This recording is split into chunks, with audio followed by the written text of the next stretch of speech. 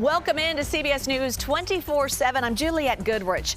A high-stakes phone call in the Oval Office between President Trump and Russia's President Vladimir Putin. Will the fighting in Ukraine end? Plus, a court battle over deportation flights. It takes a new turn with Supreme Court Chief Justice Roberts weighing in. And then after 9 long months in space, 2 NASA astronauts are making their way back home as we speak. We will show you their splashdown live. You're watching CBS News 24/7.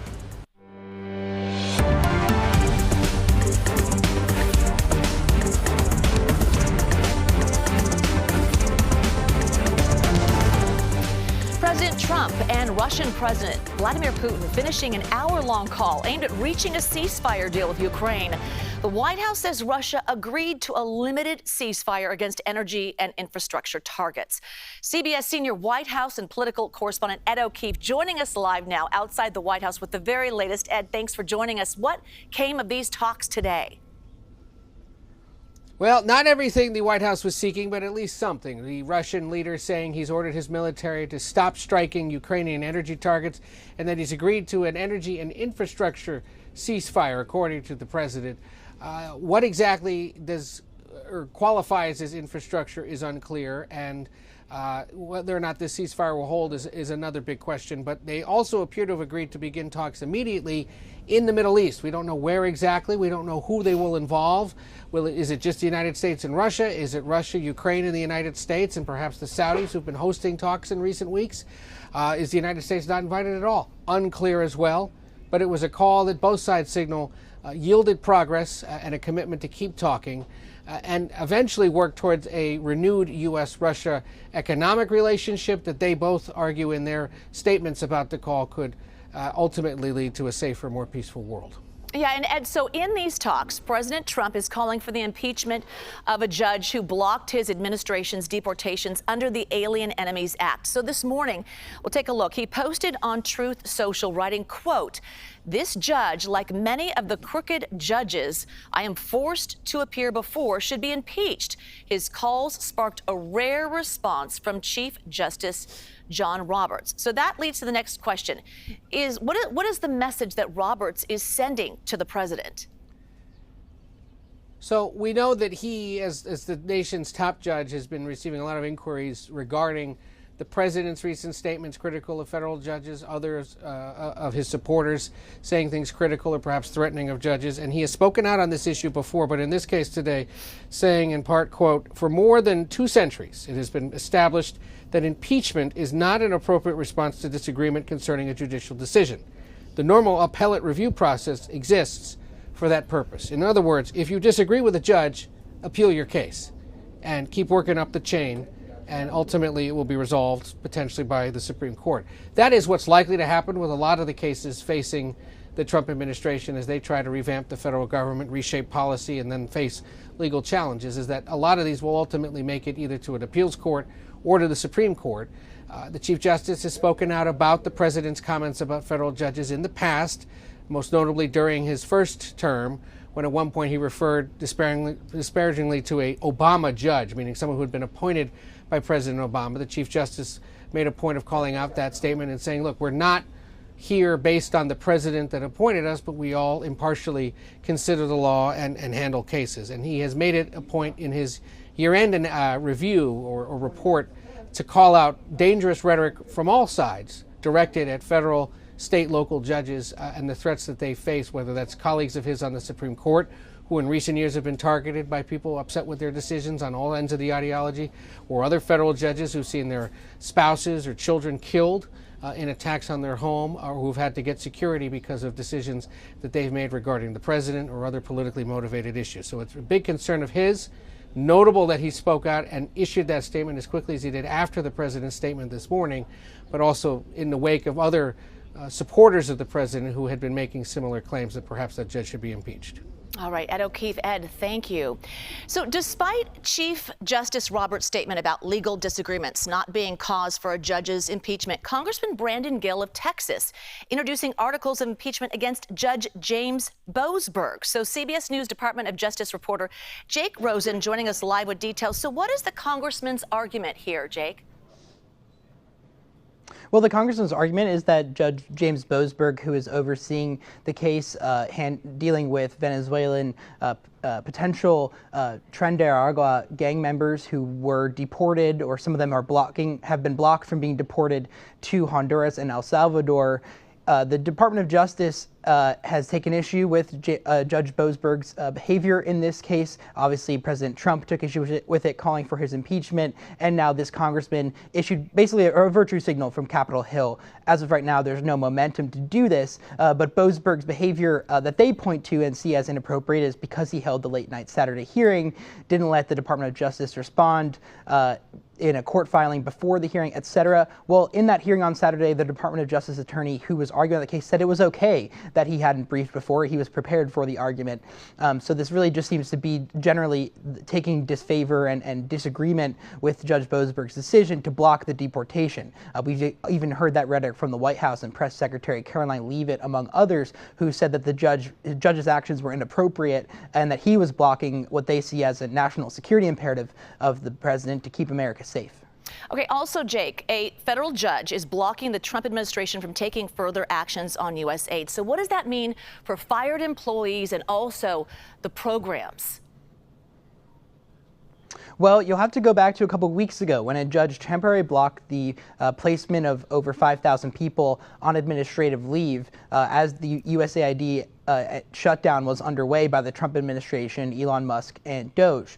Fast forward a couple of days after that, the judge lifted his order, which allowed the Trump administration to dismantle USAID. There was a separate hearing in which a judge decided that USAID was allowed to cut a lot of the programs and grants. However, the overdue payments that they owed had to be paid out, so basically pay your past due bills, but anything going forward in the Trump administration was allowed to be cut. This case seems to have come too late in terms of protecting fired workers. However, it does stop any further firings or placement of administrative leave or shutting down of USAID contracts or buildings. The one thing I would flag, however, though, is that the judge took issue with Elon Musk and Doge's behavior in this case, basically saying that they were the ones that improperly did all of these actions. It was not USAID or Trump administration officials who were appointed legally shutting down USAID. He says that Elon Musk's role in this case was improper and that he should have been in a more proper government official role to be overseeing this kind of shutdown.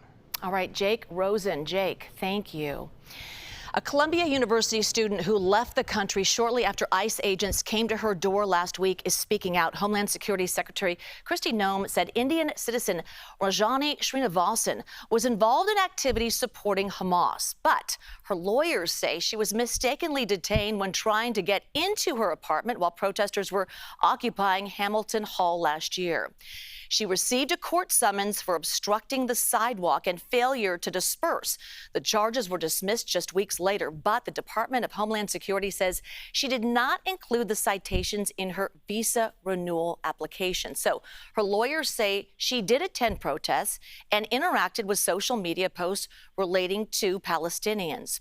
So earlier this morning, she told our Lilia Luciano that she chose to self-deport after her visa was revoked and ICE agents visited her without a warrant. What was your biggest fear? That I would be detained indefinitely. That was really my greatest fear. And with little legal recourse to fight anything that they throw at me. I have done nothing wrong, and I was unsure why they were sort of persecuting me. So this comes after former Columbia University student Mahmoud Khalil was arrested by ICE on claims he led activities aligned to Hamas. But lawyers argue his arrest was political retaliation, saying he had never been charged or convicted of any crimes during protests last year. They are asking that Khalil be freed on bail while the courts decide whether his arrest violated his First Amendment rights. We're watching Wall Street, where the closing bell just rang moments ago. Here you go. Markets resumed their sell-off today. The Dow down more than 260 points, and the S&P 500 dropped 1%, slipping closer to correction territory. So let's take a look at our interactive stock market. It's right here, our stock market heat map, as we call it, brought to you by FinViz. So it's showing you the top 500 stocks, all of this in real time right now. The red obviously indicates the stock is down. Green means it's up. And then the size of the box, it represents the market cap. So one company under the spotlight right now, artificial intelligence giant Nvidia, its biggest conference of the year is underway in San Jose, California right now. The CEO took the stage today. He said the time for autonomous vehicles has arrived and Nvidia is seizing the moment. So let's take a listen. I'm super excited to announce that GM has selected Nvidia to partner with them to build their future self-driving car fleet. CBS News Money Watch correspondent Kelly O'Grady joining us live now. So what does this mean? First of all, hi, Kelly. What does this mean for the Nvidia AI race? Well, good to be with you. If you look at the stock, it would seem bad because it actually finished down roughly 3% today, just a little bit more. But let's put the stock aside for a second. I'll get back to why it's down in a moment. This is yet another example of Nvidia being the premier AI company. There are so many different companies like GM now, Ford, other ones that have continued to partner with Nvidia. And the announcement today just proved that they continue to have that staying power. I mean, if you think about what Nvidia represents to the artificial intelligence race, it produces the chips, which are the building blocks. Think of it as the foundation that a house is built on, that all of the AI development is built upon. And so they are coming out with new chips this year and next year that was announced during Jensen Huang, the CEO's speech today. But I think specifically with the artificial intelligence powered cars, right? The self-driving technology. This is a really interesting moment. We got a few pieces of news out of China today, how they are surging ahead. So this partnership between GM and Nvidia is a really interesting one to watch. I will note though, the stock is down. I mean, most of the tech stocks sold off today as we're sort of continuing to see that market sell off. But specifically with Nvidia, these conferences have been major moments, and it's almost like investors had too much hope for what we were going to get out of it. Nvidia has set the bar very high in the past when it comes to these conferences and their earnings calls. So you would expect to see the stock kind of see an upswing in the recent weeks. But yeah, a pretty big announcement today from Nvidia just shows they're continuing to power the AI race. All right, while I have you here, let's talk about interest rates.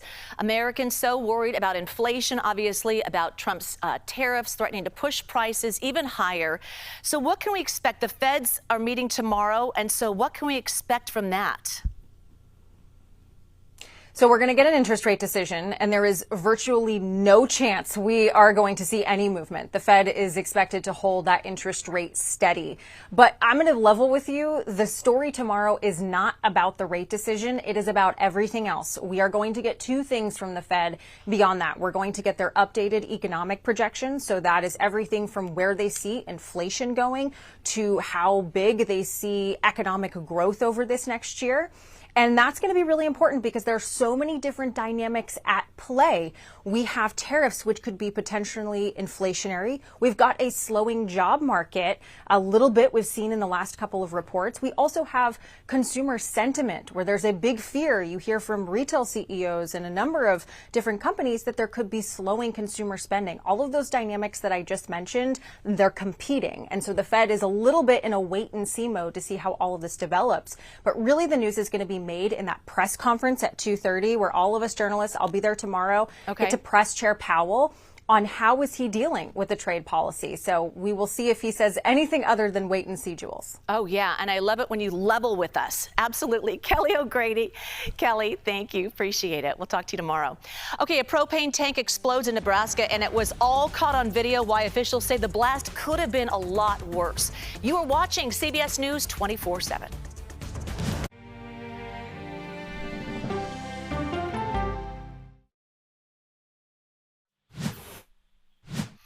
Texas has made what appears to be its first arrest under the state's controversial abortion law, which bans abortions after about 6 weeks. The 48-year-old woman arrested is a midwife who operates multiple clinics in the Houston area. So let's go to CBS News national reporter Karen Hua. Karen, what else do we know about this case? Hey, Jules. Yeah, so a lot has unfolded over the past 24 hours. That one woman you mentioned has been arrested, but also the Texas Attorney General, Ken Paxton, announced 2 more additional arrests today. So let's start at the beginning, going back to yesterday.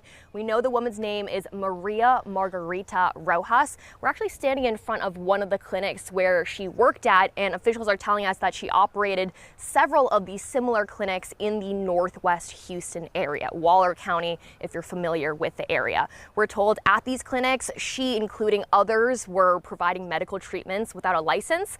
That's currently what she's being charged for, and she's also being charged for providing illegal abortions, which in the state of Texas is a second-degree felony. Now, moving on to today, those 2 other people, both men, one of them is 29-year-old Manuel Ley.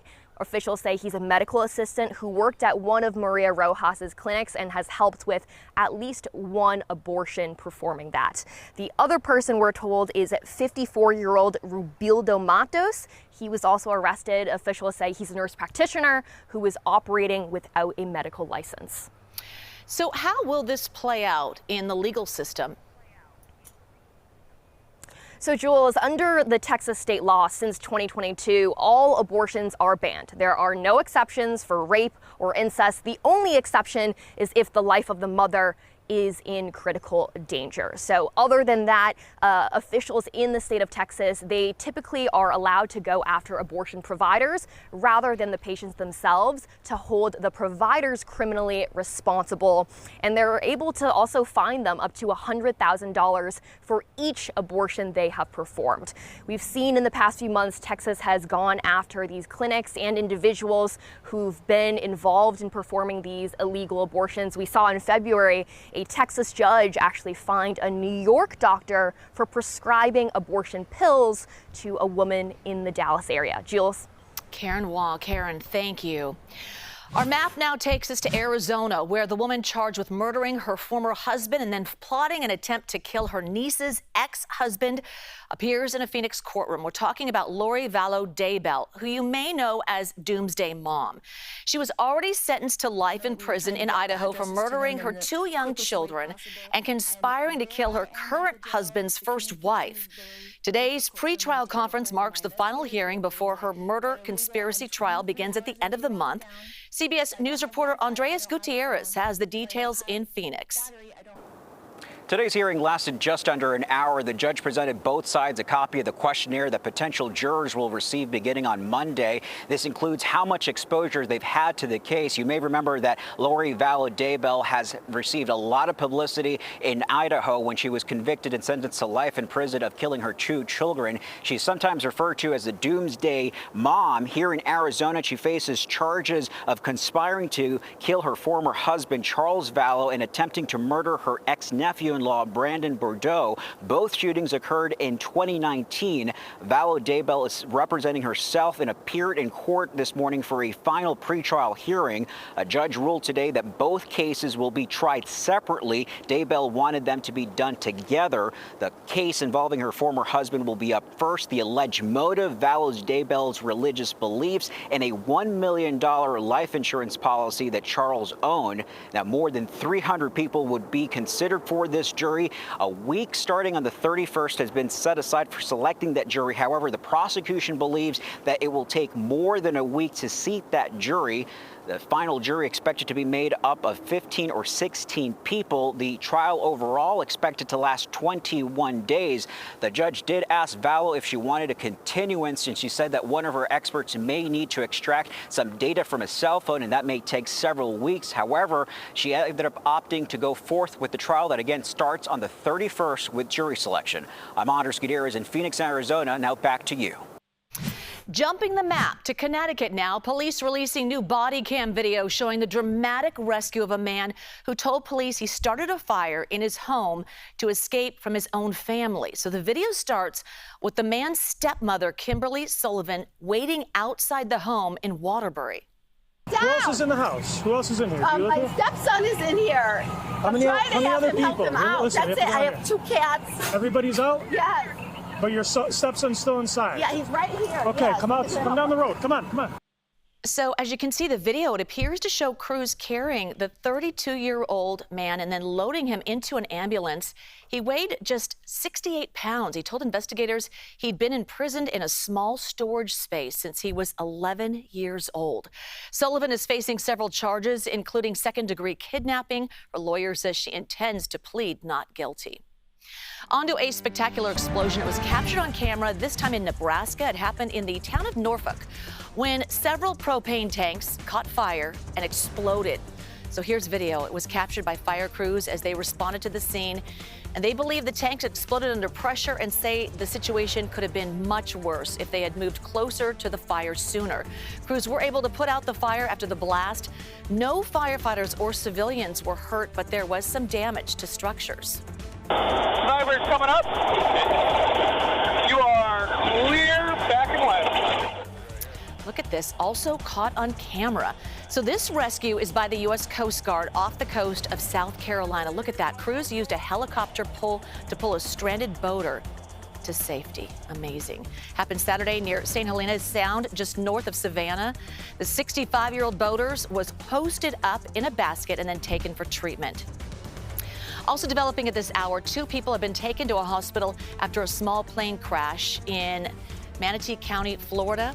Authorities say the plane clipped a power line before crashing into a parked truck at the airport there. Details are few, but the county sheriff's office saying its deputies are certainly investigating this crash. To an update now on the growing number of measles cases in Texas. 20 new cases were confirmed today in the state, and that brings the total number to 279. The Texas Department of State Health says just 2 of those cases are people who are fully vaccinated. The Texas outbreak has primarily affected children ages 5 to 17. 1 child has died from highly contagious disease. The CDS says 1 dose of the measles vaccine is 93% effective. Live look now at Dallas, where dangerous conditions are fueling a high fire risk in several communities across the state. Places in Oklahoma also facing that new threat as the state reels from deadly wildfires over the weekend. So this is what it looks like. This is in Pawnee County, north of Oklahoma City. The fires just destroyed the area there, dozens of homes. So a family was able to escape, but lost all of their possessions. We lost everything, and all our toys, all our clothes, everything else, school clothes and what have you, and things. And it makes it pretty tough. Me and my wife only live on Social Security and things, so it makes it awful tough. We've all come to the conclusion that the God's blessing we got, that we're all here and safe, didn't get burnt and what have you. Yeah, Jackie here says the outpouring of support from the community has certainly helped ease the situation. From that, we go to Zoe Mintz to talk about the weather. But you know, when you hear about people saying their lives are spared, possessions are gone, you're just thankful they're okay. But it is a long task. It's still devastating, and they're still dealing with fire danger today. Right. We have 1 more day through early tomorrow morning. Now, there's a very strong storm system that on the southern edge of it, extremely gusty winds will be making their way across the central and Great Plains of the United States. It includes places like Texas and this area in darker color. These are high wind warnings, as those gusts could be upwards of 75 to 80 miles an hour. So any fire that does start today will spread very quickly. This bullseye here, this is an extreme risk for fire danger. So again, no outdoor burning with very gusty winds, very dry air, down to 10% humidity. That fire danger extremely high through tonight and into early tomorrow morning. As this very powerful storm system, again, sweeping across the country. On the southern edge of it is the very dry air. On the northern edge of it, though, you notice a lot of snow, and very snowy conditions mixed with very windy conditions means that we do have the potential for blizzards over the next 24 to 36 hours. This area here in dark orange, this is blizzard watches that we do have. That potential for very strong snow and visibility down to less than 1/4 of a mile. So let's take a look at the timing of that incoming system, because not only dealing with winter weather, but also dealing with fire weather. This area in red, the entirety from Arizona through New Mexico, including Texas, all the way up to Missouri, is under that red flag warning. High fire danger through today. Again, on the southern edge of that system, you see where those winds will be whipping across the country. Northern edge, though, still going to be windy, but it's also going to be snowy. Some very heavy snowfall likely from Colorado and the Rockies over to Kansas and all the way up through the Great Lakes area. The Great Lakes, Chicago, you'll be starting off with rain, but that rain will very quickly transition to snow on the back end of that system. Another big cold blast will be heading over the Great Lakes area as we step out into later tomorrow night. This is Thursday at 3 a.m. All things to keep our eyes on. Make sure you take it slow early tomorrow morning. Those blizzard warnings in effect, especially in these areas that you can see heading from Denver through northern parts of Kansas all the way up through Iowa and into Minnesota and up to Wisconsin. We're going to be seeing a lot of snowfall. We're going to be seeing some very tricky travel on the roadways. Again, northern edge of that system dealing with snow, southern edge of that system dealing with fire danger. So a tale of two very different stories from one storm system. All right, Zoe, thank you. Google strikes a deal to acquire a cybersecurity firm. What this takeover means for users.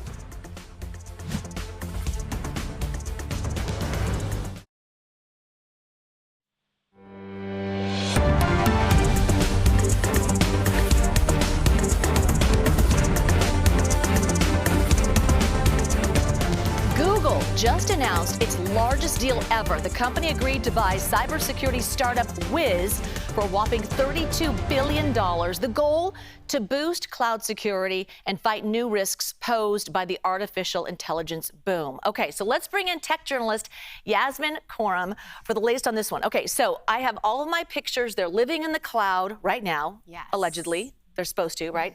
How does this security work?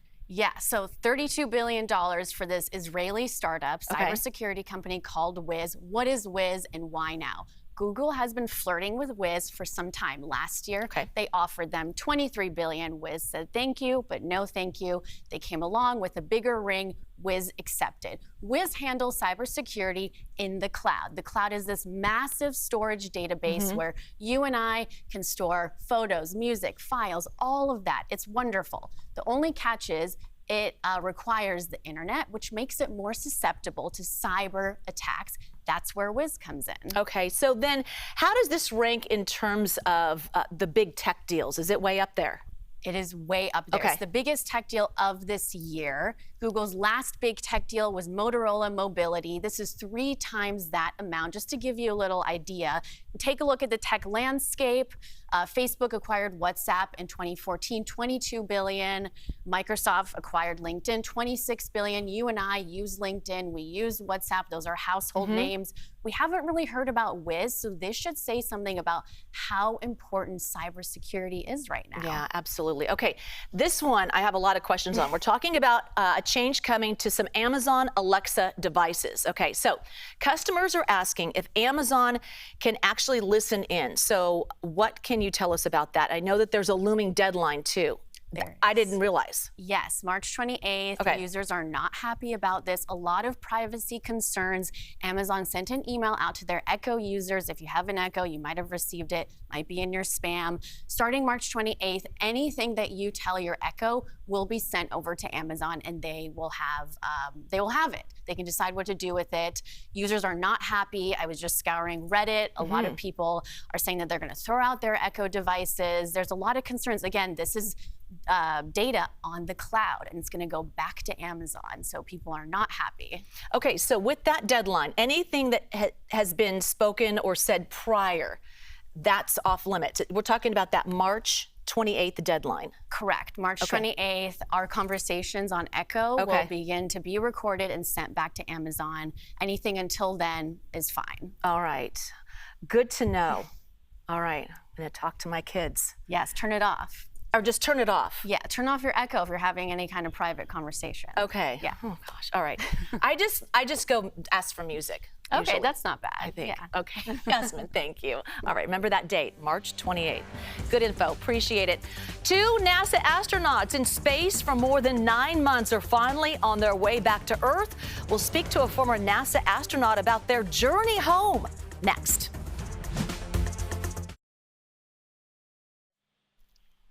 To Iowa now, where distillers are bracing for a tariff on liquor exported to Canada and the European Union. Reporter Kayleigh Whitlatch has the story.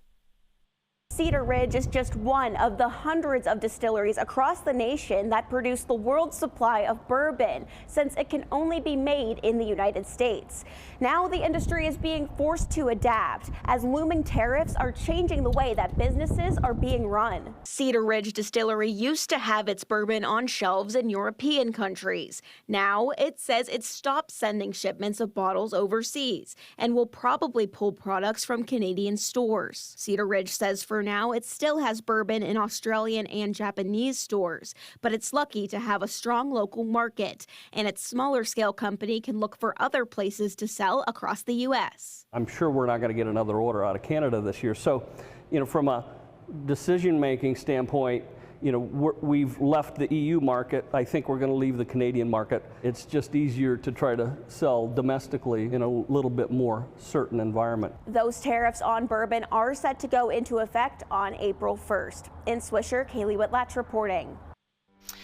New video out of the Dominican Republic. It shows Joshua be entering court. He's the man investigators believe was the last person to see a University of Pittsburgh student who disappeared on spring break. So a hearing underway right now is going to decide whether he can return to the U.S. Dominican authorities say there are no suspects in the case at this point. CBS News has a reporter inside the courtroom. We'll certainly bring you all these details as soon as we know them. We're also following more breaking news. The woman accused of killing a Kansas City reporter during Super Bowl weekend is now facing a murder charge. Kenner police gave an update just moments ago. CBS News correspondent Chanel Call has the latest on this developing story. Chanel, thank you for joining us now. What can we learn from the press conference that you were just listening to and just in? Hey, Jules, great to see you. So police in Louisiana, they just held this news conference moments ago about that Kansas City reporter named Dan Manzano. He was found dead in his hotel room during Super Bowl weekend last month. They now say a preliminary autopsy report found that Manzano suffered an overdose from both Xanax and alcohol. Here's more from the coroner.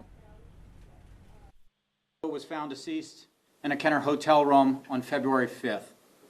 Investigators discovered some property, including his cell phone and credit cards, missing from his room, and later developed Danette Colbert as a suspect in the investigation.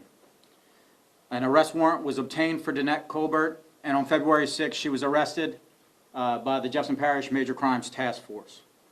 Combined toxic effects of alprazolam, which is also known as Xanax, with ethanol, which is alcohol, along with what's called positional asphyxia.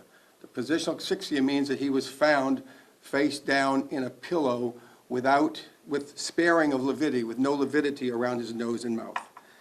The manner of death at this point is undetermined. So again, officials saying he was found face down in a pillow in that hotel room over Super Bowl weekend. And again, the manner of his death is still undetermined. Even so, though, detectives with Kenner police are charging Colbert with murder, correct? That's right. So heading into this news conference, Jules, we knew 48-year-old Danette Colbert had been charged with second-degree murder in this case. She was previously arrested and charged with fraud and theft.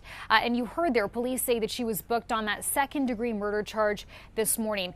Also new today, I want to point out, police have now identified and arrested another suspect in this case, somebody named Ricky White. They say that he was an accomplice in this murder. Right now, he faces robbery and fraud charges. As it stands, Colbert is being held inside a Louisiana Correctional Center, and police also notably believe that she may be linked to a second and potentially third death. This particular death case, though, will now be handed over to the DA's office. Back to you. All right, Chanel, thank you so much for that latest in the investigation. A bizarre scene at 2 Australian beaches. What experts are saying about a mysterious sea foam that's making people sick.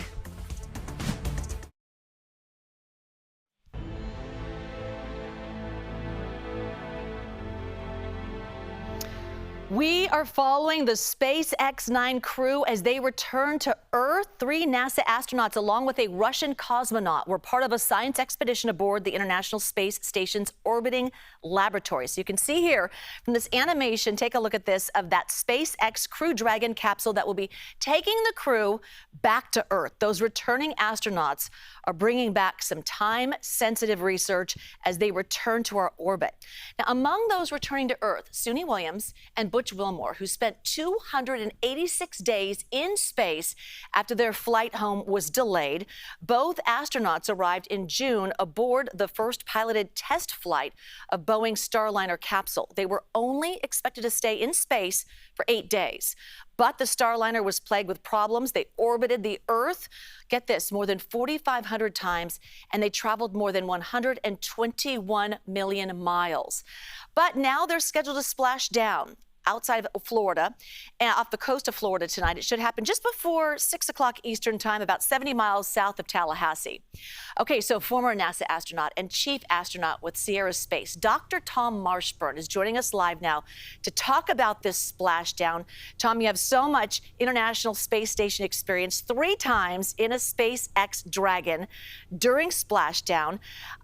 So what are they experiencing right now? What is this like? Well, right now they are in their suits. The suits are pressurized. They're getting ready for what we call a very dynamic event, which is the deorbit burn. That's NASA speak for the rocket that's going to fire here pretty soon to kick the Dragon capsule deliberately out of its orbit. It's traveling about 17,500 miles an hour right now. It's going to slow down and then start to, Earth's gravity is going to win and start to pull them down towards the atmosphere. So they'll hit the atmosphere.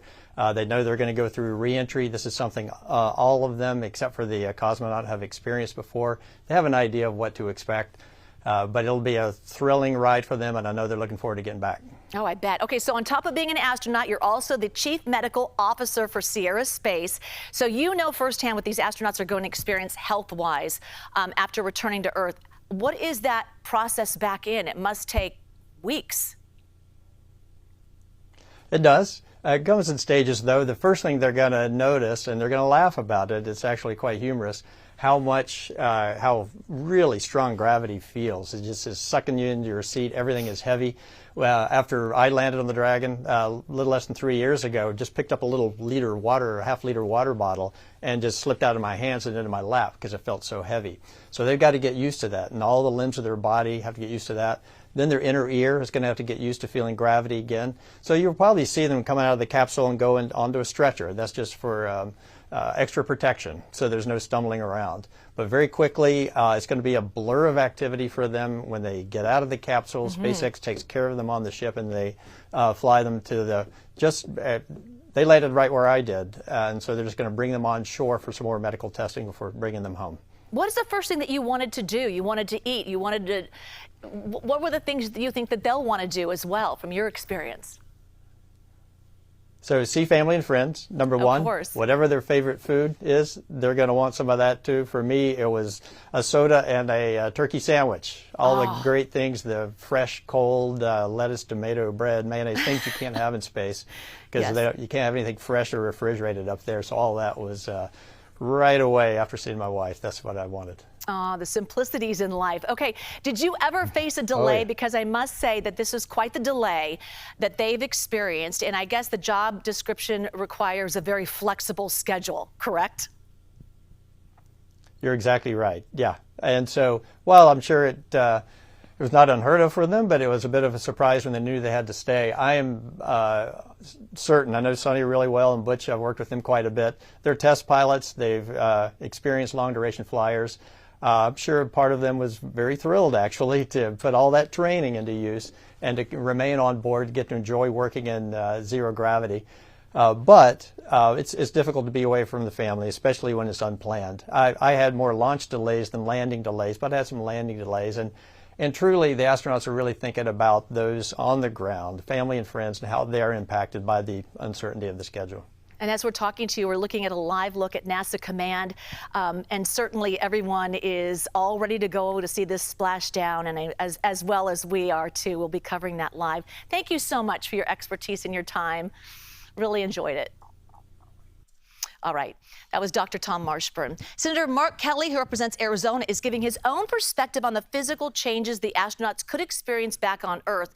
Kelly spent 54 days in space before retiring as an astronaut, and his twin brother far more. So the CBS News social team has been busy posting this on our TikTok page, so check this out. The Dragon spacecraft is a capsule. Think of Apollo. Comes flying through the atmosphere like a rock. Heats up. Eventually the parachute's open. They land in the water. They'll get swung around a lot, the parachute. It's rather violent and dynamic, but it's a good spacecraft. And they'll get back to Earth safely. Over 8 months is really hard on your body. My brother spent a year on the International Space Station. While he was up, he lost 20% of his heart mass. 20%. That's a lot. DNA had some changes. We were identical twins. I'm not so sure anymore if we're identical, because he has some changes in gene expression within his chromosomes and loss of muscle mass and bone mass. The two of them will experience the same things. Now they'll go through a rehab process and they will get that back. I think the unexpected nature of their long trip is probably for them, two of them, just more of a psychological thing, but they're prepared. They're professionals, both of them. Astronauts want to go into space. They want to be in space. Kind of long.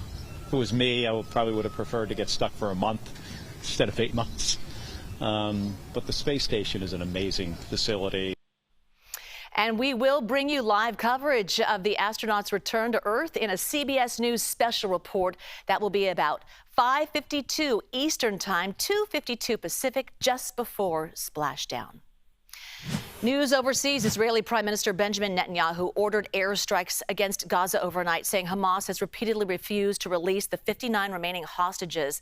The Hamas-run health ministry says more than 400 people were killed. Rami Inanciano reports from Tel Aviv. Israel unleashed dozens of airstrikes up and down the Gaza Strip, breaking the fragile ceasefire, which had barely lasted 2 months, causing hospitals and morgues to overflow once again after more than 17 months of war. As morning came, Gazans sat stunned amid the dead after the terror of the night, final moments with loved ones lost in silent grief. This father held his dead daughter in one last embrace. We were sleeping, and the airstrike woke us up, said Mohammed. We kept searching for her, and praise to God, we pulled her body from under the rubble. The Israeli government blamed Hamas for a breakdown in negotiations to free hostages and warned more strikes on alleged terror targets are to come. Let me be very clear. Israel will not stop until all of our hostages are back home. In Tel Aviv's Hostage Square, many wonder what the collapsed ceasefire will mean for dozens of hostages still being held. It puts our hostages in danger. Israel's defense minister warned, quote, the gates of hell will open if Hamas does not release all of their captives. And in response, Hamas is blaming Israel for breaking the original ceasefire agreement from January. Hamas also says this return to war amounts to a death sentence for the remaining hostages. Rami Inocencio, CBS News, Tel Aviv.